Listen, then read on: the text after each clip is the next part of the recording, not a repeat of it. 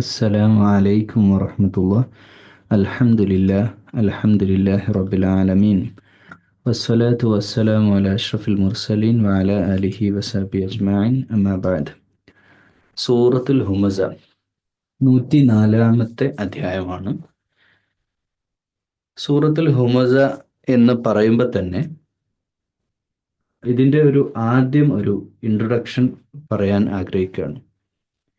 വിശുദ്ധ ഖുർആൻ മുഴുവനും അർത്ഥസഹിതം വായിക്കാൻ എൻ്റെ ജീവിതത്തിൽ അവസരം ഉണ്ടായിട്ടുണ്ട്.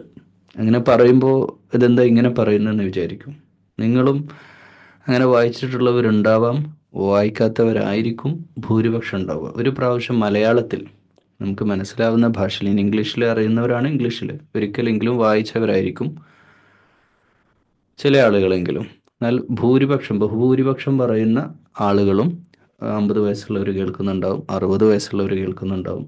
അള്ളാൻ്റെ ഭൂമിയിൽ 60 വർഷം ജീവിച്ചിട്ട് ഇന്നേ വരെ വിശുദ്ധ ഖുർആൻ ഒരു പ്രാവശ്യം മനസ്സിലാകുന്ന ഭാഷയിൽ അത് വായിച്ചിട്ടില്ല എന്ന് പറഞ്ഞാൽ അതിൻ്റെ അർത്ഥം ഞാനും അള്ളാഹുവും തമ്മിൽ എത്രത്തോളം ബന്ധമുണ്ട്, അള്ളാഹു എന്ന ഈ മഹാപ്രപഞ്ചം സൃഷ്ടിച്ച, എനിക്ക് എല്ലാം നൽകിയിട്ടുള്ള എൻ്റെ റബ്ബിൻ്റെ കലാം എൻ്റെ മുമ്പിലുണ്ടായിട്ട് അത് ഇത്രയധികം ഉസ്താദുമാരുടെ തഫ്സീർ മലയാളത്തിൽ കിട്ടുമായിരുന്നിട്ട് പോലും, വിരൽ തുമ്പിലുണ്ടായിരുന്നിട്ടും ശബ്ദമായിട്ടും വീഡിയോ ആയിട്ടും ഒക്കെ ഉണ്ടായിട്ട് പോലും അതൊരാവർത്തി വായിക്കാനോ മനസ്സിലാക്കാനോ സാധിക്കാത്ത ദൗർഭാഗ്യവാന്മാരും ദൗർഭാഗ്യവതികളുമായ സഹോദരന്മാരോടും സഹോദരിമാരോടും ഒന്നേ പറയാനുള്ളൂ: വായിക്കുക.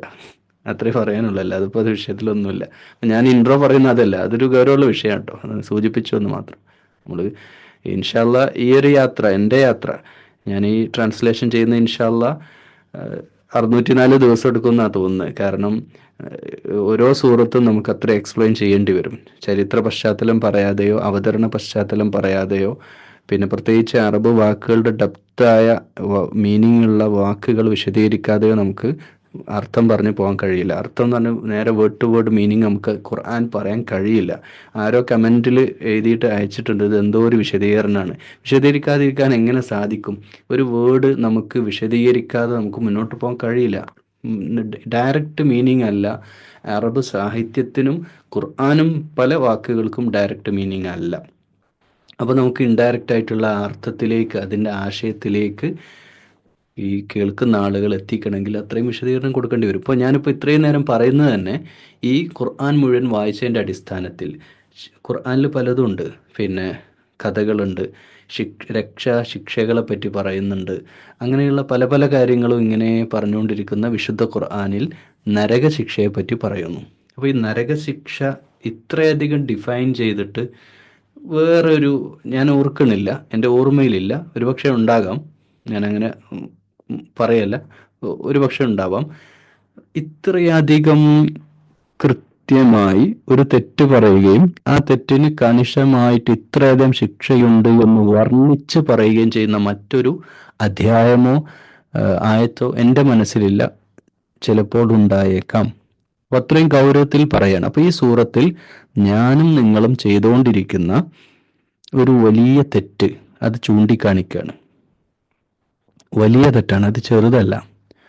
അപ്പോൾ ആ തെറ്റ് എൻ്റെയും നിങ്ങളുടെയൊക്കെ ജീവിതത്തിൽ നിത്യവും നമ്മൾ ചെയ്തുകൊണ്ടിരിക്കുന്ന ഒരു തെറ്റ് തന്നെയാണ് എന്നാണ് എൻ്റെ അഭിപ്രായം. അത് നമ്മൾ ഇത് കേൾക്കുമ്പോൾ ഓരോരുത്തരും പുനരാലോചിക്കേണ്ടതുണ്ട്. ഈ സൂറത്ത് ഞാൻ അവസാനത്തിൽ നിന്ന് ആദ്യത്തിലേക്കാണ് പറയാൻ ആഗ്രഹിക്കുന്നത്. കാരണം ഇതിൻ്റെ അവസാന ആയത്തുകൾ മുഴുവൻ, ഏകദേശം 4-ാമത്തെ ആയത്ത് മുതൽ 4, 5, 6, 7, 8, 9 ഈ ആയത്തുകളെല്ലാം ഇതിൻ്റെ ശിക്ഷയാണ്. 1-ാമത്തെ ആയത്തിൽ ഒരു കുറ്റം പറയുന്നു, ആ കുറ്റത്തിൻ്റെ ശിക്ഷ 4, 5, 6, 7, 8, 9 ആയത്തുകളാണ്. ഞാൻ ആദ്യം ശിക്ഷയെ പറ്റി പറയാം, അവർക്ക് കിട്ടാനുള്ള ശിക്ഷ. എന്നിട്ട് എന്താണ് ഈ സ്വഭാവം എന്താണ് എന്ന് നമുക്ക് വിശദീകരിക്കുകയും ചെയ്യാം ഇൻഷാ അല്ലാഹ്. അപ്പോൾ ഇവിടെ നമ്മൾ പിന്നെ വളരെ ശ്രദ്ധിക്കേണ്ട ഒരു കാര്യം, ഞാൻ ആ ശിക്ഷ ഇപ്പോൾ എന്താണ് തെറ്റ് എന്ന് ഞാൻ പറയുന്നില്ല, പറയുന്നതിൻ്റെ മുമ്പ് എന്താണ് ശിക്ഷ എന്ന് പറയാം. കാരണം ശിക്ഷയുടെ ഗൗരവം ഒന്ന് പറയാൻ വേണ്ടിയിട്ടാണ്. അവർക്ക് 4-ാമത്തെ ആയത്തിൽ പറയുന്ന അവസാന വേർഡ് ഹുത്തമ. അഊദു ബില്ലാഹി മിനശ് ശൈത്വാനിർ റജീം. ബിസ്മില്ലാഹിർ റഹ്മാനിർ റഹീം. ഫിൽ ഹുത്തമ. ഹുത്തമ എന്ന് പറയുന്ന ഒരു ശിക്ഷയാണ് അവർക്ക് ലഭിക്കുക. ഹുത്തമ.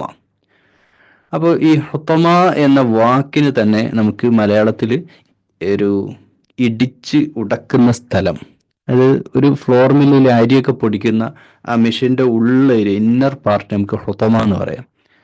അല്ലെങ്കിൽ അതുപോലെ പിന്നെ അങ്ങനെയുള്ള എന്തെങ്കിലുമൊക്കെ ഒരു ചക്കിൽ എണ്ണ ആട്ടുന്ന ചക്കിൻ്റെ ഉള്ളിൻ്റെ അവസ്ഥ ഇടിച്ച് പൊടിച്ചിങ്ങോട്ട് പിഴിഞ്ഞെടുക്കുന്ന, ഇനിയിപ്പോൾ അതുമല്ല നമ്മുടെ കരിമ്പ് ജ്യൂസ് അടിക്കുന്ന ആ ജ്യൂസ് മെഷീൻ്റെ ഉള്ളിലെ പാർട്ട്, ഇന്നർ പാർട്ട്, ആ കരിമ്പിനിങ്ങനെ ചവച്ചരച്ചെടുക്കുന്ന സ്ഥലം, അതുപോലെയുള്ള ഒരു സെൻറ്റർ, അങ്ങനെയുള്ളൊരു അവസ്ഥക്കാണ് ഹുത്തമ എന്ന് നമുക്ക് പറയാൻ പറ്റുക. അപ്പോൾ കല്ല ലയുംബദന്ന ഫിൽ ഹുത്തമ.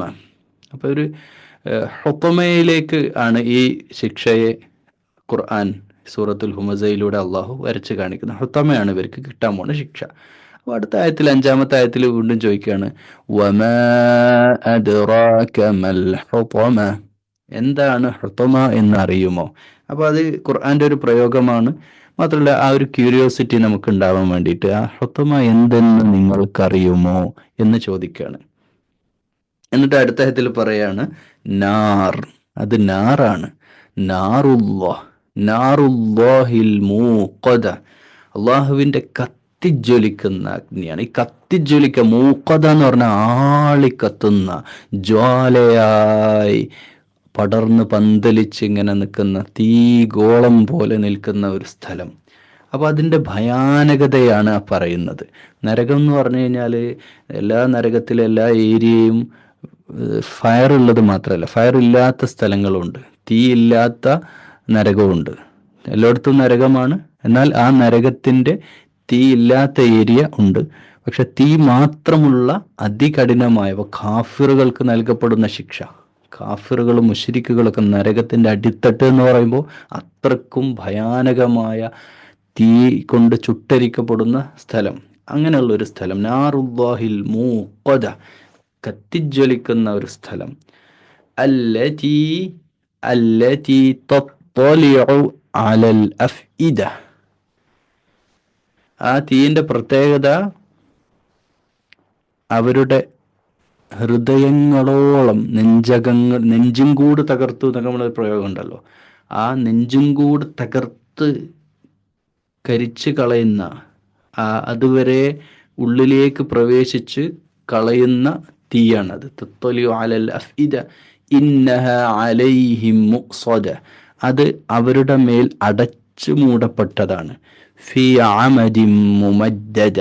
ഉന്നതമായ വലിയ വലുപ്പമുള്ള തൂണുകളിൽ ബന്ധിതമായ അവസ്ഥയിൽ. അപ്പോൾ നമ്മൾ അതിനെ ഒന്ന് നമ്മുടെ ഒരു വിഷ്വലൈസ് ചെയ്യുക, നമ്മൾ നമ്മുടെ മനസ്സിൽ ആ ഒരു സംഭവത്തെ ഒന്ന് വിഷ്വലൈസ് ചെയ്യുക.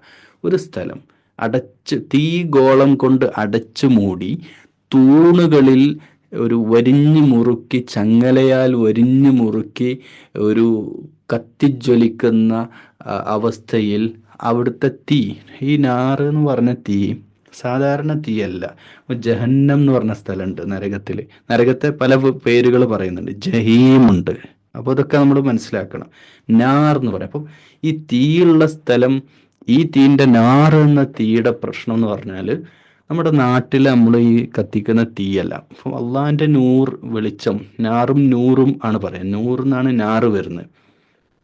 ഈ വെളിച്ചം പവർഫുള്ളാണ്. നമ്മൾ ഈ ഫയർ തന്നെ പല രീതിയിലുണ്ടല്ലോ. അപ്പം നമ്മൾ ഈ ഗ്യാസ് കട്ടർ ആയിട്ടൊക്കെ ഉപയോഗിക്കുന്ന മെഷീനറീസ് നിന്ന് വരുന്ന ഫയർ വേറെയാണ്, ഭയങ്കരമായിട്ട് ബേണിംഗ് ആയിട്ട്. ഇപ്പോൾ ഇരുമ്പിനെ വരെ കരിച്ച് കളയുന്ന, ഇരുമ്പ് വരെ ഉരുക്കി കളയുന്ന തീ, അത്രയും പവർഫുൾ ആയിട്ടുള്ള തീ ഉണ്ട്. അപ്പോൾ ഈ തീൻ്റെ അത്രക്കും, ഇപ്പോൾ നമ്മൾ ചിക്കൻ, പിന്നെ ഗ്രിൽ ചിക്കനൊക്കെ ചെയ്യുന്ന കടയിൽ നമ്മൾ ശ്രദ്ധിച്ചാൽ കാണാം, ആ ചിക്കൻ്റെ പുറം ഭാഗമാണ് ഇങ്ങനെ പിന്നെ വെന്ത് വരുന്നത്, അതിൻ്റെ എല്ലൊന്നും കരിയുന്നില്ല. പക്ഷേ ഇത്തരത്തിലുള്ള ഒരു ഗ്യാസ് കട്ടറിനൊക്കെ ഉപയോഗിക്കുന്ന ഒരു നല്ല ഫോഴ്സുള്ള പവർ കൊടുത്തു കഴിഞ്ഞാൽ ചിക്കൻ്റെ എല്ല് വരെ കരിഞ്ഞു പോകും. അപ്പോൾ തീ തന്നെ പല ഡിഫറെൻറ്റ് ടൈപ്പ് ഉണ്ട്. അപ്പോൾ ഈ തീയുടെ പ്രത്യേകതയായിട്ട് ഡിഫൈൻ ചെയ്യുന്നത് ഈ എല്ലുകൾ വരെ കരിച്ചു കളയുന്ന, ഹൃദയങ്ങളോളം പടർന്ന് കയറുന്ന, ഇറച്ചി കഴിഞ്ഞിട്ട് ഉള്ളോട്ട് കയറാൻ പറ്റുന്ന അത്രക്കും ഫോഴ്സ് ഉള്ള, അത്രക്കും കഠിനമായ തീ കൊണ്ടുള്ള ശിക്ഷയാണ് ഹുത്തമ എന്ന് പറയുന്ന, അവരുടെ ചുറ്റും കവർ ചെയ്തുകൊണ്ട് അവരെ അതിൻ്റെ ഉള്ളിലിട്ടിട്ട് വെന്തുരുക്കിയെടുക്കുന്ന അതികഠിന കഠോരമായ ഒരു ശിക്ഷ എന്ന് വിശുദ്ധ ഖുർആൻ ഈ 4 മുതൽ 9 വരെയുള്ള ആയത്ത്, അതും തൂണുകളിൽ ബന്ധിക്കപ്പെട്ട അവസ്ഥയിൽ അവരുടെ ഹൃദയങ്ങളോളം പടർന്നു കയറുന്ന ജ്വാലയായിട്ട് തീ മാത്രമുള്ള ഒരു സ്ഥലം അടച്ചുമൂടി, അവരുടെ മേൽ അടച്ചുമൂടിയുള്ള ഇത്തരം വലിയ ശിക്ഷ ഇതെന്തിനാണ്? എന്തിനാണ്? 3 കാര്യങ്ങൾ ആണ് അതിൽ പറയുന്നത്. ഈ ആയ നമ്പർ 2, 3 ഒന്നാമത്തതിനെ ഉപോത്ബലകമായിട്ട് പറയുന്നതാണ്, അവരുടെ സ്വഭാവത്തെ പറയാണ്. എന്താന്ന് നോക്കാം. ഇപ്പം ഇത്രയും കാര്യങ്ങളൊക്കെ പറഞ്ഞു വന്ന് ഇത്രയും വലിയ ശിക്ഷ നൽകുന്ന കുറ്റം എന്താണ്? വൈൽ, അവർക്ക് നാശം എന്നാണ് ഈ സൂറത്ത് തന്നെ തുടങ്ങുന്നത്. തുടക്കം തന്നെ വൈൽ എന്നാണ്. വൈൽ എന്ന് പറഞ്ഞാൽ സർവനാശം, അവർ നശിച്ചു പോകട്ടെ. ലിക്കുല്ലി, അവരെല്ലാവരും, ഏവരെല്ലാവരും, ഹുമസത്തിൽ ലുമസ, ഹുമസയും ലുമസയും ചെയ്യുന്നവർ, ഹുമസയും ലുമസയും ചെയ്യുന്ന ആളുകൾ. അപ്പോൾ ഞാനിപ്പോൾ ഇത്രയും പറഞ്ഞ് ഈ സൂറത്തിനെ പറ്റി ഒരു ഐഡിയ ഇല്ലാത്ത, അല്ലെങ്കിൽ ഈ സൂറത്തിനെ പറ്റിയും ഇതിൻ്റെ അർത്ഥവും പറ്റി ഒരു രീതിയിലുള്ള അറിവില്ലാത്ത ഇത് കേൾക്കുന്ന ഒരാൾക്ക് എന്താ ഉസ്താദ് അതൊന്ന് പറ, ഹുമസ എന്താണ്, ലുമസ എന്താണ് എന്നൊരു മനസ്സിലേക്ക് വരുന്നുണ്ടാവും. അറിയുന്നവർക്കും കാര്യങ്ങൾ അറിയാം. ഓക്കെ, അപ്പോൾ ഞാൻ ഇത്രയും കൊണ്ടുവരണം, ഈ പീക്ക് പോയിന്റിൽ ഇത്രയും സൂറത്ത് ഇത്രയും പറഞ്ഞിട്ട് ഈ ഹുമസ ലുമസയിലേക്ക് നിങ്ങളുടെ മുഴുവൻ ശ്രദ്ധയും കൊണ്ടുവരികയാണ്. ഞാൻ ഒന്നുകൂടി തിരിച്ചു പോട്ടെ. ഇത്ര വലിയ ശിക്ഷ പറഞ്ഞ്, ഇത്ര വലിയ ശിക്ഷ ഇത്രയധികം ഡിഫൈൻ ചെയ്ത് പറഞ്ഞത് ഹുമസയും ലുമസയും ചെയ്യുന്നവരാണ്. ഇനി നമുക്ക് ഹുമസ ലുമസയിലേക്ക് വരാം. ഹുമസ ലുമസ, കുത്തുവാക്ക് പറയാം, അധിക്ഷേപിക്കാം, ഇൻസൾട്ട് ചെയ്യാം. കുത്തുവാക്ക്, നമ്മൾ കുത്തുവാക്കിനെ പറയാം. നമ്മൾ കുത്തുക എന്ന് പറഞ്ഞാൽ എങ്ങനെയാ? ഒരു പിന്നെ കത്തി എടുത്ത ഒരാളെ കുത്തുക, കുത്തുവാക്ക് എന്നാ പറഞ്ഞു. കുത്ത് കൊള്ളുന്ന വേദന ഉണ്ടാവും വാക്കിന്. വാക്ക് ഗസാലി ഇമാമിൻ്റെ വാക്കുകളുണ്ട്. ഗസാലി ഇമാം പറയുന്നുണ്ട്, ആളുകൾ നരകത്തിലേക്ക് ആളുകൾ, ഒരുപാട് ആളുകൾ നരകത്തിൽ പോകാൻ കാരണം നാവാണ് എന്നാണ്. നബി സല്ലല്ലാഹു ഖാല നബിയു സല്ലല്ലാഹു അലൈഹി വസല്ലം ഫലിയഖുൽ ഖൈർ ഔ ലിയസ്കുത്, ഒന്നെങ്കിൽ നല്ലത് പറയാ അല്ലെങ്കിൽ മിണ്ടാതിരിക്കുക എന്നാണ്. ഒന്നെങ്കിൽ മിണ്ടാതിരിക്കുക, അല്ലെങ്കിൽ നല്ലത് പറ. നല്ലത് പറയാൻ കഴിയില്ലെങ്കിൽ മിണ്ടാതിരിക്കെങ്കിലും ചെയ്യുമെന്ന് നബി സല്ലല്ലാഹു അലൈഹി വസല്ലം പഠിപ്പിക്കുമ്പോൾ, എൻ്റെ പ്രിയമുള്ള സഹോദരന്മാരെ സഹോദരിമാരെ, ഇത് ചെറിയ വിഷയമല്ല. ഞാൻ ഇത്രയും ഈ ശിക്ഷയൊക്കെ ഞാനല്ല പറയുന്നത്, അള്ളാഹിൻ്റെ കലാം നമ്മളെ പഠിപ്പിക്കുമ്പോൾ നമ്മൾ ഇപ്പോഴും സ്റ്റിൽ നിങ്ങളുടെ മനസ്സിലും എൻ്റെ മനസ്സിലും നമ്മൾ ഇതൊക്കെ പറയുമ്പോൾ പറയും, ഞാൻ ഇതിലൊന്നും പെട്ട ആളല്ല, ഞാൻ അങ്ങനെ ആളുകളെ കുത്തുവാക്കൊന്നും പറയാൻ പോകാറില്ല, ഞാൻ അങ്ങനെ ആളുകളെ ഇൻസൾട്ട് ചെയ്യാനൊന്നും പോകാറില്ല എന്നൊക്കെ നമ്മൾ പറയും. പക്ഷെ അത് ഇൻസൾട്ടാണോ പറഞ്ഞ വാക്ക് എന്ന് തീരുമാനിക്കേണ്ടത് ആരാണ്? നമ്മളല്ലല്ലോ. നമ്മുടെ വാക്ക് കേട്ട ആളും അത് അനുഭവിച്ച ആളുകളുമാണ്. ഓക്കെ, അവിടെയാണ് ഈ പ്രശ്നം കിടക്കുന്നത്. ഇനി ഹുമസ, അതായത് കുത്തുവാക്ക് പറയുന്ന ആൾ എന്ന് പറയുമ്പോൾ നമ്മുടെ വാക്ക് കുത്തിയിട്ടുണ്ടോ എന്നുള്ളത് നമുക്കറിയില്ലല്ലോ. നമ്മൾ തമാശക്ക് പറഞ്ഞതായിരിക്കും. സാന്ദർഭികമായിട്ട് പറയട്ടെ പ്രിയമുള്ളവരെ, ഈ ഒരു ബിഹേവിയർ, ഇത് നല്ലപോലെയുള്ള ആളുകളാണ് എന്ന് നമ്മൾ വിചാരിക്കുക. നമ്മൾ ഈ സംസാരിക്കുന്ന പല വാക്കുകളും പിന്നെ ഉണ്ടാക്കുന്ന അതിൻ്റെ ആസാറുണ്ടല്ലോ, നമ്മൾ സംസാരിക്കുന്ന പല സംസാരങ്ങളുടെയും ആസാർ, അതായത് അതിൻ്റെ അനന്തര പരിണിത ഫലങ്ങൾ, അത് ചില്ലറൊന്നായിരിക്കൂല. നമ്മൾ കുത്തിയിട്ട് ചില വാക്കുകളാണ്ട് പറഞ്ഞു പോവുക ചെയ്യാം. അങ്ങനെ ഒരു ഉദാഹരണമായിട്ട് ഒരു കാര്യം പറയാം. നമ്മുടെ കുടുംബത്തിലൊരു കല്യാണം നടന്നു. കല്യാണം കഴിഞ്ഞ് ഭാര്യ ഭർത്താക്കന്മാർ നമ്മളെ വീട്ടിൽ സൽക്കാരത്തിന് വന്ന്, എന്നിട്ട് സൽക്കാരത്തിന് വന്ന് കയറി ഭക്ഷണമൊക്കെ കഴിച്ച് പോകുമ്പോൾ നമ്മൾ ആ വന്ന സഹോദരനോട് വെറുതെ ഒന്ന് പറയാം, വെറുതെ ചുമ്മാ, എടാ ഞങ്ങളെ വീട്ടിലൊക്കെ കല്യാണങ്ങളൊക്കെ നടന്നിരുന്നു, നിങ്ങളാരും നമ്മളെ സൽക്കരിച്ചതൊന്നുമില്ല. മെല്ലെ ലോല ശബ്ദത്തിൽ വളരെ മൃദുവായ രീതിയിലുള്ള ഒരു വാക്കാണ് പറഞ്ഞത്. പക്ഷെ ആ വാക്ക് വല്ലാതെ അവന് നൊന്തു. കാരണം അവൻ്റെ വിവാഹം കഴിഞ്ഞ് വന്ന പുതിയ ഭാര്യയുടെ മുമ്പിൽ വെച്ചിട്ടാണ് ഇത് പറഞ്ഞിട്ടുള്ളത്. പ്ലസ് പ്ലസ് പിന്നെ കൊടുത്തതിന് എന്ത് കാര്യമാണ്? പോയി തിന്നാൻ കൊടുത്ത് സൽക്കരിച്ചതിന് എന്ത് കാര്യമാണ്? പറഞ്ഞോടുകൂടി ബന്ധം ചേർക്കാനും നന്നാവാനും വേണ്ടി വിളിച്ചു വരുത്തിയതാ. പക്ഷെ ഇതൊക്കെ വേറെ പേരുണ്ടാക്കാനുള്ള പ്രകടനങ്ങളാണ് എന്നുള്ള വേറെ വിഷയം. പ്രകടനമാണ് എല്ലാം എന്നുള്ളത്. പക്ഷേ ഇവിടെ യഥാർത്ഥത്തിൽ സംഭവിച്ചത് എന്താണ്? ഈ സഹോദരന്റെ മനസ്സ് നൊന്തു. ഇനി ഒരു കാലത്തും ഈ വീട്ടിൽ ഞാൻ കാല് കുത്തില്ല എന്നവൻ ദൃഢനിശ്ചയം ചെയ്തിട്ടുണ്ടാകും ഒരു പക്ഷെ ആ വീട്ടിൽ നിന്ന് ഇറങ്ങാൻ. ഇതൊരു സംഭവമാണ് ഞാൻ പറഞ്ഞത്. ഇനി മറ്റൊരു സംഭവം. ഒരു ഭാര്യ ഭർത്താക്കന്മാർ വിവാഹം കഴിഞ്ഞു. രണ്ടുപേരുടെയും ഡിവോഴ്സ് കഴിഞ്ഞതാണ്, ആണിൻ്റെയും പെണ്ണിൻ്റെയും. ഡിവോഴ്സ് കഴിഞ്ഞ രണ്ടുപേരും ഒന്നിക്കാണ്. പുതിയ രണ്ടാളുകൾ വിവാഹം കഴിച്ചു. അപ്പം ഈ പുതിയ രണ്ടാളുകളെ സംബന്ധിച്ചിടത്തോളം ഈ ഡിവോഴ്സ് എന്ന് പറഞ്ഞു കഴിഞ്ഞാൽ തൊലാക്ക് കഴിഞ്ഞൊരു ആണാവട്ടെ പെണ്ണാവട്ടെ ജീവിതത്തിൽ വലിയ ഒരു പ്രതിസന്ധി ഉണ്ടായ ആളുകളാണ് ഈ രണ്ടുപേരും. പ്രതിസന്ധി എന്ന് പറഞ്ഞാൽ അത് അനുഭവിച്ചുള്ള ആളുകൾക്കാണ് അത് പറഞ്ഞാൽ മനസ്സിലാവുള്ളൂ. നിങ്ങൾ അനുഭവിച്ചുള്ളവർക്ക് നിങ്ങൾക്ക് മനസ്സിലാവും. ഡിവോഴ്സ് കഴിഞ്ഞവർ, അതൊരു വല്ലാത്ത വേദനയാണ്. ഈ വേൾഡിലെ, ഈ ഭൂമിയിലെ ഏറ്റവും വലിയ പെയിൻഫുൾ ആയിട്ടുള്ള ഒരു സംഗതിയാണ് ഭാര്യ ഭർത്താക്കന്മാർ പിരിയേണ്ടി വരിക എന്നുള്ളത്. അങ്ങനെ പിരിഞ്ഞിട്ടുള്ള ഒരു ആണും പെണ്ണും വീണ്ടും വേറെ ഒരാണും പെണ്ണിനോട് അവർ മാനസികമായിട്ട് ഇനി വേറൊരു വിവാഹത്തിന് സന്നദ്ധമാകില്ല. ആണാവട്ടെ പെണ്ണാവട്ടെ, ഒരു വല്ലാത്ത അതിൻ്റെ ഷോക്കിലായിരിക്കും. അപ്പോൾ ആ ഷോക്കിൽ നിന്നൊക്കെ മാറി ഒരാണും പെണ്ണും ഇവർ വേറൊരു വിവാഹത്തിലേക്ക് പ്രവേശിക്കുന്നവരാണ്. അപ്പോൾ ഈ പെണ്ണിന് ആദ്യ ഭർത്താവിലെ കുട്ടി ഉണ്ടായിരുന്നു. അപ്പോൾ ഈ രണ്ടാമത് കല്യാണം കഴിച്ച പുരുഷൻ ഈ പെണ്ണിനോട് പറഞ്ഞു, നീ അവനെയും കൂട്ടിക്കോ, കല്യാണത്തിൻ്റെ അന്ന് തന്നെ അവനെയും കൂട്ടിക്കോ, എൻ്റെ വീട്ടിൽ നീ എൻ്റെ മോനായിട്ട് ഞാൻ നോക്കാം, എൻ്റെ മോനെ പോലെയല്ല എൻ്റെ മോനായിട്ട് നോക്കാം എന്നൊക്കെ പറഞ്ഞ് അവർ ഒരുമിച്ച് ആണിൻ്റെ വീട്ടിലേക്ക് കൊണ്ടുവന്നിരിക്കുകയാണ്. അപ്പോഴാണ് അയൽവാസിയായിട്ടുള്ള ഒരു സഹോദരി വന്നിട്ട് ഈ മോനെ 5 വയസ്സ് പ്രായങ്ങാനുണ്ട്. അപ്പോൾ തമാശ പറഞ്ഞതാണ്. തമാശ ആളുകളുടെ ഇടയിൽ വെച്ചിട്ടില്ല, തമാശ പറയാ. ഇതേതാ മോൻ? അപ്പോൾ ഇതിൻ്റെ മോനാണ്. കല്യാണം കഴിഞ്ഞ് ഇപ്പം തന്നെ കുട്ടിയായോ? ഇതൊരു ചെറിയ വാക്ക്, ഒരു തമാശ. അടുത്തുള്ളവർ ചിരിച്ചു, പെണ്ണെണീറ്റ് പോയി.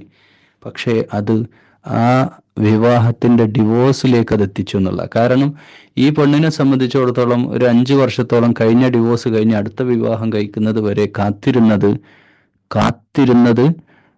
പിന്നെ വിവാഹം കഴിക്കണ്ടാൻ തീരുമാനിച്ചത് എൻ്റെ മോൻ, ഈ മോനെയായിട്ട് വേറൊരു വീട്ടിൽ പോയിട്ട് ജീവിക്കുമുണ്ടാവുന്ന മാനസിക പ്രയാസങ്ങൾ, അത് സ്വാഭാവികമാണ്, എന്തായാലും ഉണ്ടാവും. പക്ഷെ ആ പ്രയാസങ്ങളൊക്കെ റിക്കവർ ചെയ്യപ്പെടും, അല്ലെങ്കിൽ പ്രശ്നം ഉണ്ടാവില്ല എന്ന് വിചാരിച്ചുള്ള പ്രതീക്ഷയിലാണല്ലോ ഈ പെണ്ണ് മറ്റൊരു വീട്ടിൽ കയറി ചെല്ലുന്നത്. നോക്കൂ, ഈ അയൽവാസിയായ സഹോദരി വന്നിട്ട് ഇങ്ങനൊരു വാക്ക് പറയുമ്പോൾ അത് ഒരു കുത്തുവാക്കാണ്, അത് മനസ്സിനിട്ട് കുത്തുകയാണ്. നോക്കൂ, അല്ലെങ്കിൽ നിങ്ങളുടെ കുടുംബത്തിൽ നമ്മൾ ഓരോ വാക്കും പറയുമ്പോൾ സൂക്ഷിക്കണം. നമ്മുടെ കുടുംബത്തിൽ ഭാര്യയോട്, മക്കളോട്, അമ്മായിമ്മമാരോട്, ഇവരൊക്കെയാണ് പ്രശ്നക്കാർ. ഈ അമ്മായിമ്മ മരുമക്കൾ തമ്മിലുള്ള അടിപിടി, ഇതൊക്കെ കുത്തുവാക്കിൽ നടക്കുന്ന കാര്യമാണ്. ഇത് അറബ് ലോകത്ത് നമ്മൾ 6-ാം നൂറ്റാണ്ടിലേക്ക് പോലെ അവിടെ സർവ്വസാധാരണമായിരുന്നു. ആളുകൾ പരസ്പരം കുത്തി നോവിച്ചുകൊണ്ട്, പരസ്പരം കളിയാക്കിക്കൊണ്ട് അങ്ങോട്ടും ഇങ്ങോട്ടും വിദ്വേഷ രീതിയിലുള്ള സംസാരങ്ങളും അതൊക്കെ അവിടെ പതിവായിരുന്നു ആളുകൾക്ക്. അപ്പോൾ അതിന്നൊക്കെ കരകയറിയാൽ മാത്രമേ ഇസ്ലാമിൽ ഒരു മുസ്ലിമായിട്ട് യഥാർത്ഥ ഈമാനുള്ള മുഅ്മിനായിട്ട് ജീവിക്കാൻ സാധ്യമാകൂ എന്ന് വിശുദ്ധ ഖുർആൻ പഠിപ്പിക്കുകയാണ്. അത് 6-ാം നൂറ്റാണ്ടിൽ മാത്രം, ലോകാവസാനം വരെയുള്ള മുഴുവൻ മനുഷ്യർക്കും. അപ്പോൾ ഞാനിപ്പോൾ കുത്തുവാക്ക് മാത്രമാണ് പറഞ്ഞത്. ഇനി അധിക്ഷേപിക്കുക, ഉമസയും ലുമസയും, ഇത് ഒന്നൊന്നിനോട് ചേർന്ന് കിടക്കുന്ന സാധനമാണ്. കുത്തുവാക്ക് മാത്രം പോരാ, അധിക്ഷേപിക്കുക. അത് വ്യക്തിഹത്യ നടക്കുക. നമ്മൾ ഇവിടെയൊക്കെ സർവ്വസാധാരണമായിട്ട് നടക്കുക വ്യക്തിഹത്യ എന്ന് വെച്ചാൽ ഒരാളോട് കൊല്ലുന്നതിന് സമമാണ്. നമ്മൾ ഫിത്ന പറയല് പിന്നെ കൊലപാതകത്തെക്കാൾ പാതകമാണ് എന്ന് വിശുദ്ധ ഖുർആൻ പറയുന്നുണ്ടല്ലോ. ഫിത്ന ചില സന്ദർഭത്തിൽ, അതില്ല മിക്കവാറും അങ്ങനെയൊക്കെ തന്നെയാണ്. അപ്പോൾ ഫിത്ന തുടങ്ങുന്നത് ഈ വാക്കുകളിലൂടെയാണ്. നോക്കൂ, നമ്മുടെ വീട്ടിലേക്ക് കയറി വരുന്ന ഒരു ഭാര്യ ഭർത്താക്കന്മാരെ നോക്കിയിട്ട് നിനക്ക് ഇവളെ കിട്ടിയുള്ളൂ എന്നൊക്കെ പറഞ്ഞു, അതൊരു കുത്തായി, മനസ്സിലൊരു കുത്തു കൊടുത്തിരിക്കുകയാണ്. ആ കുത്തുമായിട്ട് ഇവനിങ്ങനെ ആലോചിക്കുകയാണ് രാത്രി കിടക്കുമ്പോൾ, എനിക്കൊന്നുകൂടി നോക്കി വിവാഹം ചെയ്യാമായിരുന്നു, അമ്മായി പറഞ്ഞത് ഇങ്ങനെയാണല്ലോ, അല്ലെങ്കിൽ ഉപ്പയുടെ അനിയൻ അവിടെ പോയപ്പോൾ അങ്ങനെയാണല്ലോ പറഞ്ഞത് എന്നൊക്കെ നമ്മുടെ മനസ്സിലേക്ക് കാര്യങ്ങൾ കൊണ്ടുവരുന്നത് ആരാണ്? അത് പൈശാചികത മാത്രമല്ല, ഇത് നമ്മുടെ നാവ് കൊണ്ട് നമ്മൾ പോസിറ്റീവായി മാത്രമേ സംസാരിക്കാവൂ. ആരോടാവട്ടെ, മനുഷ്യരുമായിട്ട് ബന്ധപ്പെട്ട് സംസാരിക്കുമ്പോൾ വളരെയധികം ശ്രദ്ധിക്കണം. പ്രത്യേകിച്ച് ഒരാളുടെ അഭിമാന ബോധത്തെ, അഭിമാനത്തെ ഹനിക്കുന്ന രീതിയിലുള്ള വർത്താനം നമ്മുടെ ഭാഗത്തുനിന്ന് വരാൻ പാടില്ല. ഇത് ഗീബത്തും നമീമത്തുമായിട്ട് ഇതിനെ നമുക്ക് കണക്ട് ചെയ്യാവുന്നതാണ്.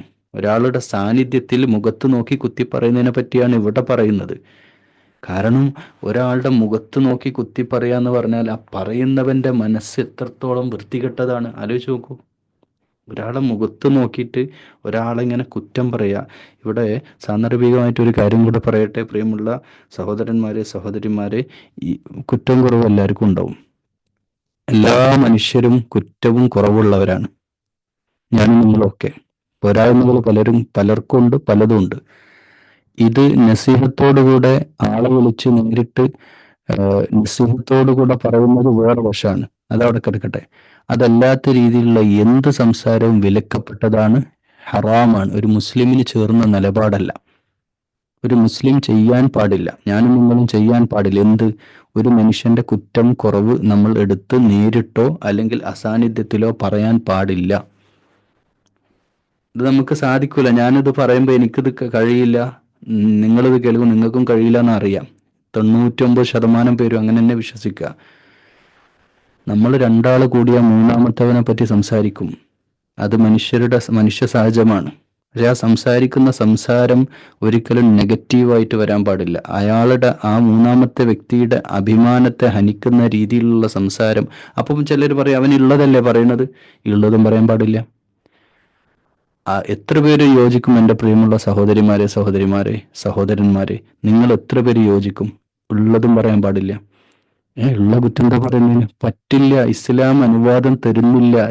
രണ്ട് സാഹചര്യങ്ങളൊഴിച്ച്, അതും മാനദണ്ഡങ്ങൾക്ക് വിധേയമാണ്. രണ്ട് സാഹചര്യങ്ങളൊഴിക്കെ ഒരു മനുഷ്യന്റെ കുറ്റവും കുറവും പറയാൻ, പരസ്പരം നാവുകൊണ്ട് വേറെ രണ്ടുപേര് സംസാരിക്കാൻ ഇസ്ലാം അനുവാദം നൽകുന്നില്ല. രണ്ട് സാഹചര്യങ്ങൾ. ഒന്ന് ഇലക്ഷനുമായിട്ട് ബന്ധപ്പെട്ടാണ്, ഉത്തരവാദിത്തപ്പെട്ട പോസ്റ്റുകളിലേക്ക് ഖിലാഫത്തുമായിട്ട് ബന്ധപ്പെട്ട, ഇപ്പം പള്ളി പ്രസിഡന്റിനെ സെലക്ട് ഏതെങ്കിലും ആളെ പിടിച്ചാക്കാൻ പറ്റൂലല്ലോ. അത് പറയേണ്ടത്, അതും തന്നെ പറയേണ്ട പോലെ തോന്നിയ പോലെ നാട്ടുകാരോട് മുഴുവൻ പറഞ്ഞെടുക്കലല്ല, മൈക്ക് കിട്ടി പ്രഭാഷണം നടത്തലും അല്ല. അത് പറയേണ്ട ആളുകളോട് കൃത്യമായിട്ട് രഹസ്യ സ്വഭാവം, അയാളുടെ അഭിമാനബോധത്തെ ചോദ്യം ചെയ്യാത്ത രീതിയിൽ തന്നെ ആയിരിക്കണം ആ പറയുന്ന കാര്യവും. എന്നിട്ട് വേണം ഇസ്ലാമികമായി, ഇതൊക്കെ ഇതിന്റെ അടിസ്ഥാനമാണ്. നിസ്കാരം, നോമ്പ്, ഹജ്ജും അല്ല. ഇവിടെയാണ് നമുക്ക് വലിയൊരു പിഴവ് സംഭവിച്ചു. ഇവിടെയാണ് ആരാധനാനുഷ്ഠാനങ്ങൾ അങ്ങോട്ട് മുറുകെ അങ്ങോട്ട് പിടിച്ച്, എന്നിട്ട് വ്യക്തിപരമായിട്ട് സ്വഭാവ ശുദ്ധീകരണത്തിന്റെ വഴിയിൽ ഇസ്ലാം നടപ്പാക്കേണ്ട കാര്യത്തിൽ നമ്മൾ അങ്ങ് വഴിവിട്ടു പോവുകയും ചെയ്തു. ഇത് സമുദായത്തിന് ഇന്ന് നേരിട്ടൊരു പ്രശ്നമാണ്.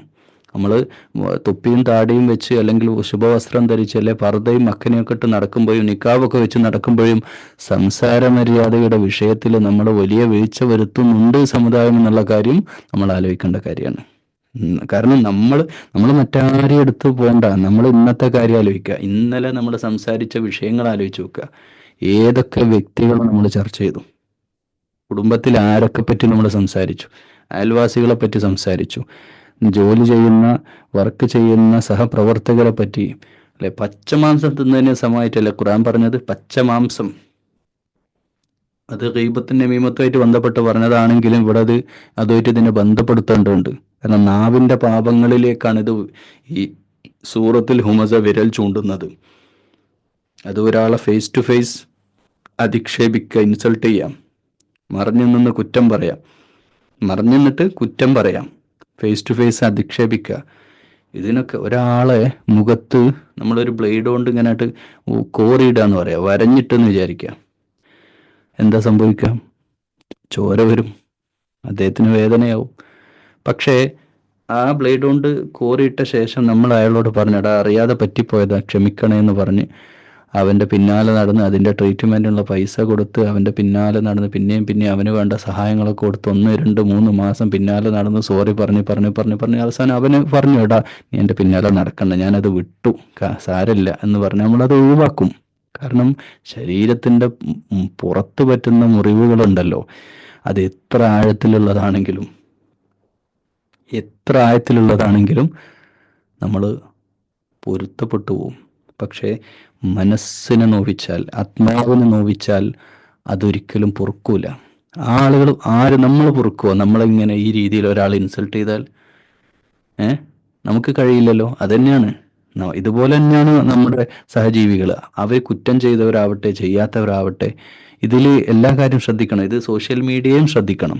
നമ്മൾ വിചാരിക്കും വാട്സാപ്പിലും ഫേസ്ബുക്കിലും പിന്നെ ഇൻസ്റ്റയിലും ഒക്കെ എവിടെയും കാണുന്നിടത്തൊക്കെ കയറി കമൻ്റ് അടിക്കാൻ തോന്നിയ പോലെ ഇല്ല, പറ്റില്ല സഹോദരൻ. നമ്മൾ അടിക്കുന്ന ഒരു കമൻറ്റ്, ചില ഗ്രൂപ്പുകളിലൊക്കെ ചർച്ച നടക്കുന്നുണ്ട്, വലിയ ചർച്ച, വലിയ സംവാദങ്ങൾ, ചിലപ്പോൾ ആഭ്യന്തര മുസ്ലിം സംഘടനകൾ തമ്മിലുള്ള ചർച്ചകളോ ഫിഖ്ഹിപരമായ ചർച്ചകളോ കരികൾക്ക് മാന്യത കൈവിട്ടുകൊണ്ട് എടാപോടാ വിളിയിലൊക്കെ എത്തുകയും പിന്നീട് അങ്ങോട്ട് പരസ്പരം തെറിയാഭിഷേകം ചെയ്യുകയൊക്കെ ചെയ്യുന്ന, അതൊക്കെ മുനാഫിക്കുകളുടെ പണിയാണ്. അങ്ങനെ തന്നെ ഹദീസിന്റെ റിവായത്ത് റസൂലുള്ളാഹി സ്വല്ലല്ലാഹു അലൈഹി വസല്ലം പറഞ്ഞു, നിഫാഖുള്ള ആളുകൾ അവർ പിണങ്ങിയാൽ അസഭ്യം പറയുക, സഭ്യമല്ലാത്ത രീതിയിൽ സംസാരിക്കുക, ഇതൊക്കെ നിഫാഖ് ഇങ്ങനെ അടിഞ്ഞുകൂടി കിടക്കുന്ന മനസ്സുകൾക്ക് അതൊക്കെ സാധിക്കുള്ളൂ. അതൊക്കെ നമ്മൾ ചെയ്യുന്നുണ്ടെങ്കിൽ നിർത്തണം. അതാണ് ഇത്. കാരണം നമ്മൾ ഈ അർത്ഥം വെക്കുക, ഖുർആൻ അർത്ഥം വെക്കുക എന്ന് പറഞ്ഞാൽ വെറുതെ അർത്ഥം വെച്ച് പുണ്യം നേടാനല്ല. പുണ്യമുണ്ട്, അതില്ല എന്നല്ല. പറയുന്നവർക്കും പുണ്യം, കേൾക്കുന്നവർക്കും പുണ്യം, അതൊക്കെ ഉണ്ട്. പക്ഷെ ഇതിൻ്റെ യഥാർത്ഥ പുണ്യം ഇത് ജീവിതത്തിലേക്ക് തദബ്ബുർ ചെയ്യുമ്പോഴാണ്. നമ്മുടെ ജീവിതത്തിൽ ഇത് പാലിക്കണം.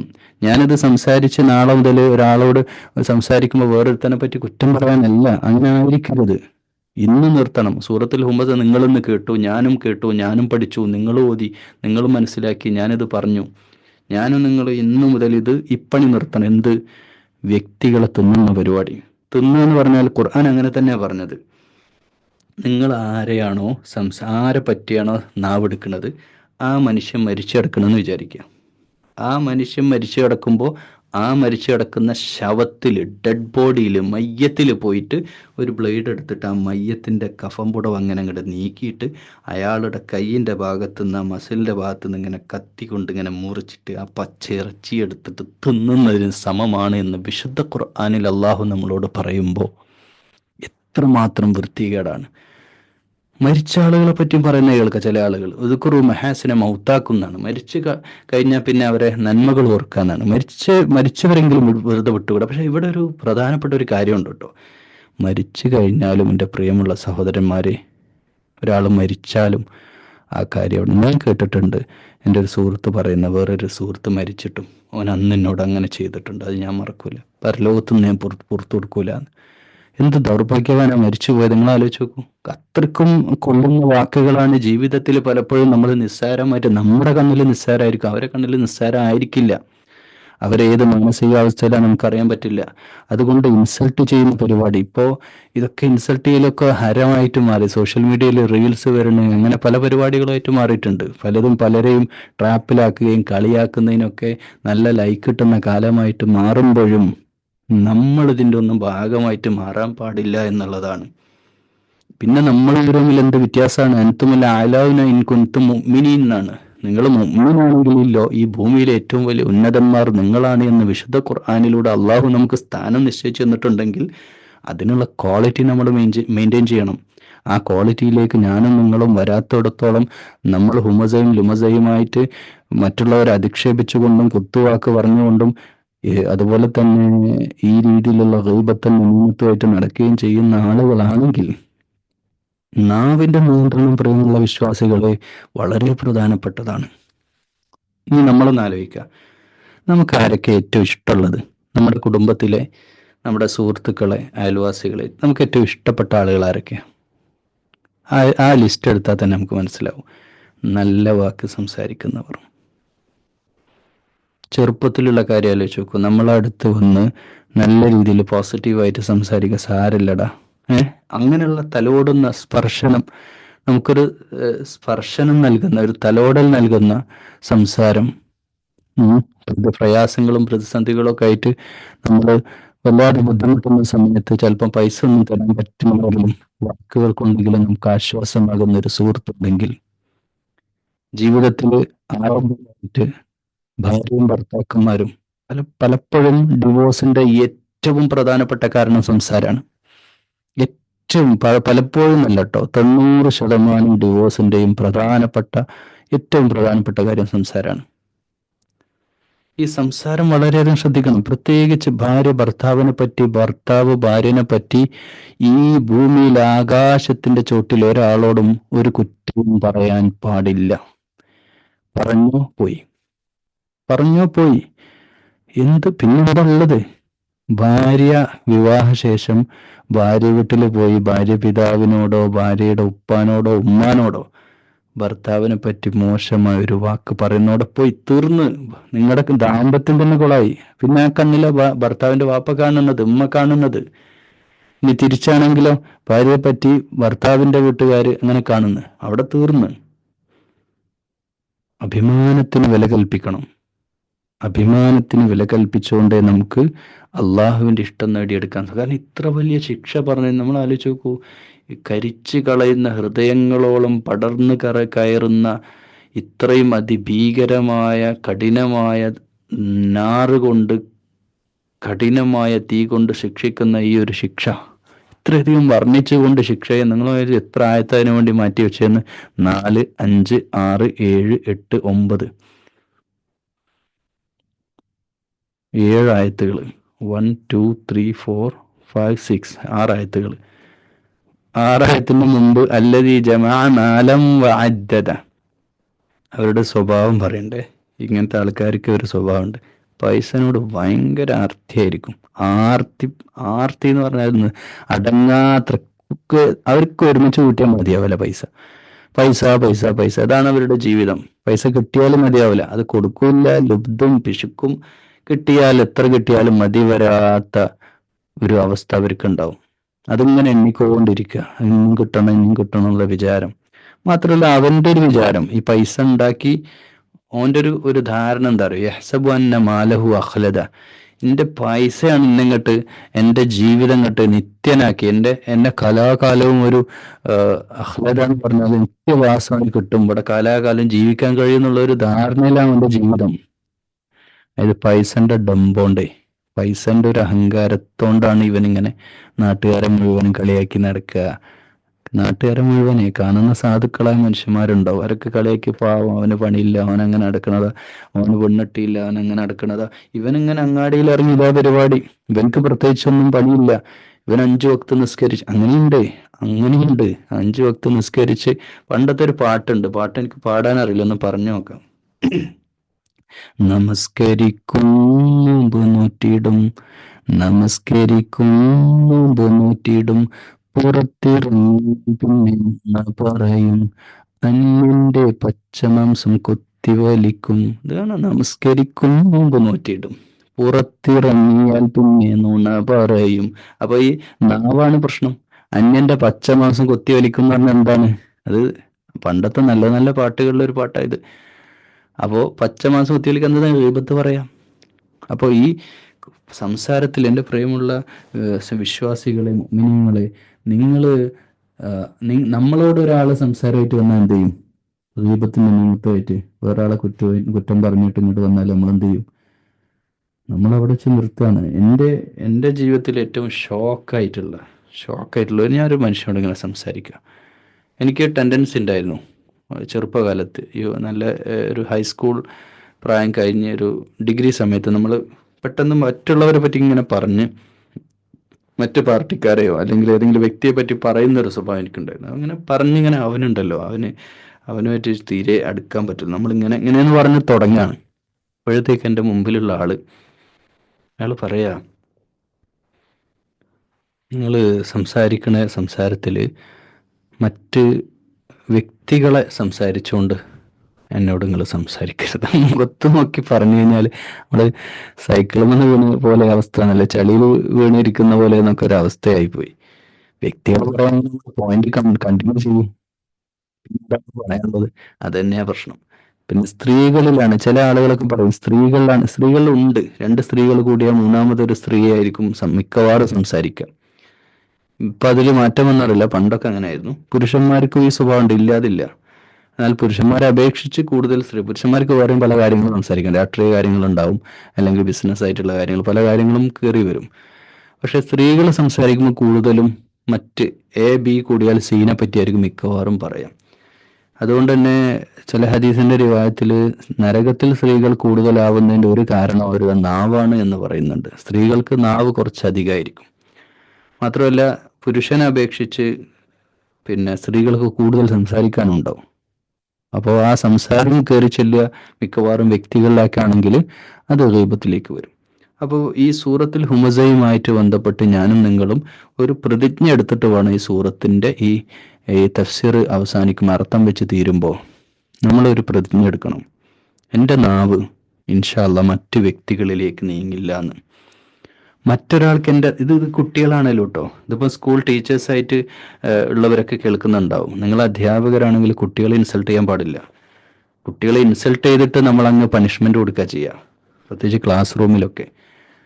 വളരെ മോശമായിട്ടായിട്ട് കളിയാക്കി അല്ലെങ്കിൽ വളരെ മോശമായിട്ട് ചില വാക്കുകളൊക്കെ ഉപയോഗിച്ച് ചീത്ത പറഞ്ഞുകൊണ്ടൊക്കെ നമ്മുടെ കലി അങ്ങ് തീർന്നു കിട്ടുമല്ലോ, ദേഷ്യം അങ്ങ് തീർന്നു കിട്ടും. പക്ഷെ അവിടെ സംഭവിക്കുക ആ കുട്ടി മരിച്ചു എന്നുള്ളതാണ്.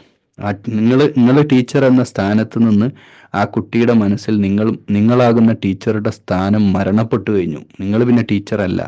പിന്നെ നിങ്ങൾ വരുന്നത് ഒരു ഭീകര സ്വത്വമായിട്ടാണ് ആ കുട്ടിയുടെ കണ്ണിൽ എപ്പോഴും കാണാൻ സാധിക്കുള്ളൂ. മനസ്സിനെ നമ്മൾ നോവിക്കരുത്, മനസ്സിനെ വേദനിപ്പിക്കരുത്, ആത്മാവിനെ വേദനിപ്പിക്കരുത്. ശരീരത്തെ അടിച്ചാൽ, പണ്ട് കാലത്തൊക്കെ ശരീരത്തെ അധ്യാപകരെ അടിച്ചു കഴിഞ്ഞാലും കുട്ടിക്ക് മനസ്സിന് നോവില്ല. കാരണം ആ ഇഷ്ടവും സ്നേഹമൊക്കെ അവർ മെയിൻറ്റെയിൻ ചെയ്തുകൊണ്ടുള്ളതായിരുന്നു. പക്ഷെ ഇന്നതല്ലല്ലോ. അതല്ലാത്ത രീതിയിലുള്ള ഒരു ബന്ധം, ഗുരുശിഷ്യ ബന്ധത്തിലേക്ക് കാര്യങ്ങൾ വന്നല്ലോ. അപ്പോൾ അധ്യാപകരും കുട്ടിയാവട്ടെ, കുട്ടിയോടും ഇന്നിപ്പോൾ വളരെ സ്ട്രിക്റ്റ് ആയിട്ട് അടിക്കാൻ പാടില്ല എന്ന് സർക്കാർ സംവിധാനങ്ങളൊക്കെ പറയുമ്പോഴും ഈ ഒരു അവസ്ഥയിലേക്ക് കുട്ടിയെ പിന്നെ അധ്യാപകർക്ക് ചീത്ത പറയാനുള്ള ഓപ്ഷൻ മാത്രമേ ഉള്ളൂ. അവസ്ഥയിലേക്ക് എത്തുകയാണ് അധ്യാപകർ. ചീത്ത പറഞ്ഞിട്ടേ അവരെ ക്ലാസ് റൂമിൽ അടക്കി നിർത്താൻ പറ്റൂ. അടിക്കാൻ ഏതായാലും പറ്റില്ലല്ലോ. പക്ഷെ ചീത്ത അതിനേക്കാൾ അപകടകരമാണ്. അതുകൊണ്ട് നമ്മുടെ സംസാരത്തിൽ വ്യക്തിഹത്യ, ഇൻസൾട്ട് ചെയ്യുക, കുത്തിപ്പറച്ചിൽ നിർത്തിയേ പറ്റൂ. നമ്മുടെ കാര്യം പറയുന്നത്, ബാക്കിയുള്ളവരുടെ കാര്യം നമ്മൾ ആലോചിക്കുകയേ വേണ്ട. ഖുർആൻ പഠിക്കുമ്പോൾ ഒരിക്കലും ബാക്കിയുള്ളവർ അവനങ്ങനെ ഇവരങ്ങനെ അങ്ങനെ ആലോചിക്കുക. നമ്മുടെ കാര്യം ഇന്ന് ഈ ക്ലാസ് കഴിഞ്ഞ് നമ്മൾ കേൾക്കുന്ന അല്ലെങ്കിൽ നമ്മൾ സംസാരിക്കുന്ന ഓരോ വ്യക്തിയോടും പറയാനുള്ളതൊക്കെ പോസിറ്റീവായിട്ടുള്ള നിങ്ങൾ നല്ലത് പറഞ്ഞോളൂ. അനുജൻ വന്നു, ജ്യേഷ്ഠൻ വന്നു, അല്ലെങ്കിൽ കസിന് വന്നു, കസിനോട് മറ്റേ കസിനെ പറ്റി നല്ല മനുഷ്യൻ, നല്ല കുട്ടിയാണ്, മാഷാ അല്ലാ അവൻ്റെ ക്യാരക്ടർ നല്ല എനിക്ക് ഇഷ്ടാട്ടോ, ഇതൊക്കെ ഇങ്ങനെ പറഞ്ഞു, നല്ലത് ഇങ്ങനെ പറഞ്ഞു നോക്കുക. കാണുന്നവരെ പറ്റി എല്ലാവരും ഒരു നല്ലത് ഇങ്ങനെ പറഞ്ഞു.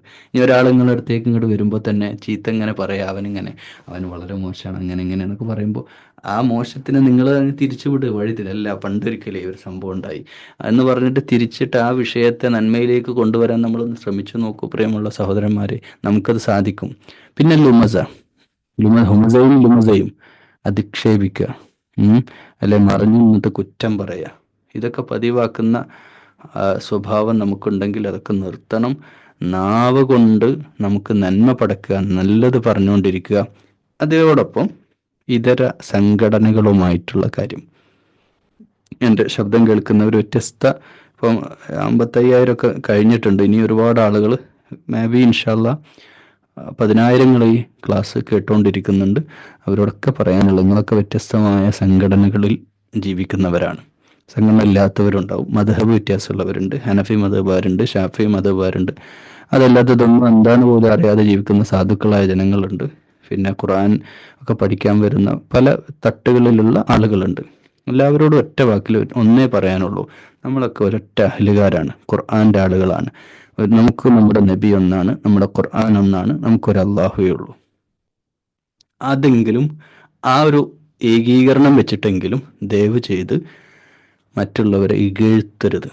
നിങ്ങൾ എത്ര വലിയ സംഘടനക്കാരനായിക്കൊള്ളട്ടെ, നിങ്ങളെ പാർട്ടി തന്നെ ആയിക്കോട്ടെ ലോകത്തെ ഏറ്റവും വലിയ പാർട്ടി, നിങ്ങൾ അങ്ങനെ വിചാരിച്ചോളൂ. ആരെയും ഇൻസൾട്ട് ചെയ്യല്ല. പക്ഷെ എന്നതുകൊണ്ട് മറ്റുള്ളവരെ മോശക്കാരാക്കരുത്. അവരും നാളെ ആരാ സ്വർഗത്തിൽ കിടക്കുക നമുക്ക് പറയാൻ പറ്റും. നമ്മൾ അങ്ങനെയൊക്കെ പറയാം, നമ്മൾ ഇങ്ങനെയൊക്കെ ചെയ്യുന്നുണ്ട്, ഞങ്ങളെ പാർട്ടി ഇങ്ങനെയാണെന്നൊക്കെ പറയാം. പക്ഷെ അതൊക്കെ ഒരു വാദം എന്നുള്ളതിലപ്പുറത്തേക്ക് അള്ളാഹ് നോക്കുന്ന നമ്മുടെ അമലാണ്. പാർട്ടി എന്ത് ചെയ്ത് നല്ല നോക്കുന്നത്. ഞാൻ എന്ന വ്യക്തി നല്ല ഇന്നമൽ അമാലു ബിന്നിയാത്ത്, എൻ്റെ നീയത്തനുസരിച്ച് കൊണ്ട് എൻ്റെ പടച്ചറബിലേക്ക് എന്ത് ചെയ്തു എന്നുള്ളതാണ് അള്ളാഹു നോക്കുക. അതും അമല് മാത്രമല്ല നോക്കുക, അമലിൻ്റെ പിന്നിലുള്ള നീയത്തും അള്ളാഹുവിന് പ്രധാനമാണ്. അപ്പോൾ അതനുസരിച്ച് അള്ളാഹുവാണ് സ്വർഗവും നരകമൊക്കെ തീരുമാനിക്കുന്നത്. ദുനിയാവിൽ നിന്ന് നമ്മൾ ടിക്കറ്റ് കൊടുത്ത് വിടണ്ട. അതുകൊണ്ട് ഈ വാട്സപ്പ് ഗ്രൂപ്പുകളാവട്ടെ, മറ്റ് ഏത് സോഷ്യൽ മീഡിയ പ്ലാറ്റ്ഫോമുകളാവട്ടെ, ഇനിയിപ്പോൾ കൂടി വന്ന പീഡിയ കൊലായ്മയിലോ വീട്ടിൻ്റെ കൊലായ്മയിലോ ഇരുന്നിട്ടുള്ള ചർച്ചയാവട്ടെ, അതിലൊന്നും ഒരിക്കലും ഇതര മുസ്ലിം സംഘടനകളെ അധിക്ഷേപിക്കരുത്, കുറ്റം പറയരുത്. നമുക്ക് സഹോദര ബുദ്ധിയ അതും നസിഹത്തൊന്നും അല്ല എന്നറിയാം, നമുക്കൊക്കെ അറിയാം. നമ്മളെ ഒരു ചാൻസ് കിട്ടുമ്പോൾ അടിക്കാനുള്ള ഒരു ചാൻസ് കിട്ടുമ്പോൾ ഒരു അടി കൊടുക്കുക എന്നല്ലാതെ നമുക്കാർക്കും ഓല പാർട്ടി നന്നായി വരണമെന്നോ ഓല പാർട്ടിക്കാരൻ അങ്ങനെ അവരെ മോശമാക്കുക എന്നുള്ള അജണ്ട മാത്രമേ നമുക്കുണ്ടാവുള്ളൂ. അതുകൊണ്ട് ഒരിക്കലും അവരെ ഇൻസൾട്ട് ചെയ്ത് മാത്രമല്ല, നിങ്ങൾക്ക് പറ്റുമെങ്കിൽ രണ്ട് നല്ല വാക്ക് സംസാരിക്കും. നിങ്ങളെ പാർട്ടിക്കാർ അന്ന് ആ പരിപാടി നടത്തിയില്ലേ, അത് നിങ്ങൾ നല്ലൊരു പരിപാടിയാണ് നടത്തിയിട്ടോ എന്ന് പറയുന്ന രീതിയിലേക്ക് ഞാനും നിങ്ങളും മാറണം. ഇതൊരു താഴ്മയായിട്ടുള്ള അപേക്ഷ. പല സംഗതികളും കാണുമ്പോൾ ചില ഗ്രൂപ്പുകളിലൊക്കെ ഞാനുണ്ട്, ചില ഗ്രൂപ്പിലൊക്കെ നടക്കുന്ന അടിപിടികളൊക്കെ സാക്ഷ്യം വഹിച്ച് ചിലതിനൊക്കെ ലെഫ്റ്റായി പോകേണ്ടി വരും. കാരണം അത്രക്കും മോശമായിട്ട് അങ്ങോട്ടും ഇങ്ങോട്ടൊക്കെ ഇവരൊക്കെ മുസ്ലിങ്ങളാണോ എന്ന് തന്നെ ചിന്തിച്ചു പോകും. അപ്പോൾ അതൊന്നും ശരിയായ നടപടിയല്ല. പാർട്ടികൾ തമ്മിലാവട്ടെ, ഇനിയിപ്പം ഇതര മതവിശ്വാസികളാവട്ടെ, അവരോട് നമ്മളങ്ങനെ പറയാൻ പാടില്ലല്ലോ. അവരെ ദൈവങ്ങളെ പോലും അധിക്ഷേപിക്കരുതെന്ന് ഖുർആനിൽ അല്ലാഹ് പറഞ്ഞതാണ്. അവരെ ദൈവങ്ങളെ അധിക്ഷേപിക്കരുതെന്ന് റിയലായ ദൈവം പറയുന്നത്. റിയലായ പടച്ചവനാണ് അള്ളാഹു നമ്മളോട് പറയാം. മറ്റ് ഫേക്കായിട്ടുള്ള അള്ളാഹിൻ്റെ ക്രിയേഷൻസ് ആയിട്ടുള്ള അവർ ജാഹിലിയ ലോകത്താണ്, ജഹാലത്തിൽ അവർ ജീവിക്കുന്നത്, അറിവില്ലായ്മയാണ്. അതുകൊണ്ട് അറിവില്ലാത്ത ആളുകളെ നമ്മൾ എന്ത് ചെയ്യരുത്, ഇൻസൾട്ട് ചെയ്യാൻ പോണ്ട എന്ന് തന്നെയാണ് ഖുർആൻ്റെ അധ്യാപനം. അതുകൊണ്ട് വളരെ സൂക്ഷിക്കണം പ്രിയമുള്ള സഹോദരന്മാരെ. ഒരുപാട് ഡിവോഴ്സുകൾ, ഒരുപാട് വ്യക്തിബന്ധങ്ങളൊക്കെ തകർന്നത് സംസാരത്തിൻ്റെ പേരില്ല. നാവിനെ സൂക്ഷിച്ചുകൊള്ളുക. നരകത്തുനിന്ന് നാവെങ്കിലും നമുക്ക് രക്ഷപ്പെടും. നാവിനെ തന്നെ നമ്മളൊന്ന് നിയന്ത്രിച്ചാൽ ഒരുപാട് ഒരുവിധ തിന്മകളിൽ നിന്നൊക്കെ നമുക്ക് മാറി നിൽക്കാൻ സാധിക്കും. അള്ളാഹു സുബ്ഹാനഹു വ തആല നാവിനെ സൂക്ഷിച്ച് അള്ളാഹുവിൻ്റെ യഥാർത്ഥ ആബിദീങ്ങളിൽ അള്ളാഹു ഞങ്ങളെ എല്ലാവരെയും ഉൾപ്പെടുത്തണേ. നാവുകൊണ്ട് ഞങ്ങൾ കുറ്റമായിട്ട് അറിയില്ല ജീവിതത്തിൽ അള്ളാഹുവെ, നാവുകൊണ്ട് ആരൊക്കെ വേദനിപ്പിച്ചു എന്ന് അള്ളാഹുവെ പുറത്തു തരണേ അല്ലാ. ഞങ്ങളുടെ തൗബ സ്വീകരിക്കണേ അല്ലാ. നാവുകൊണ്ട് ആർക്കെങ്കിലും ജീവിതത്തിൽ ഇന്നേ വരെ വേദന ഉണ്ടാക്കിയിട്ടുണ്ടെങ്കിൽ, സംസാരമാണ്, മനുഷ്യരാണ്, വന്നു പോയിട്ടുണ്ടാവും, അള്ളാഹുവെ പുറത്തു തരണേ അല്ലാ. ഇനി അങ്ങോട്ട് നാവിനെ സൂക്ഷിച്ചുകൊണ്ട് നല്ലത് സംസാരിക്കാൻ തൗഫീഖ് ചെയ്യണേ അല്ലാ. اللهم ربنا تقبل منا إنك أنت السميع العليم وتب علينا إنك أنت التواب الرحيم.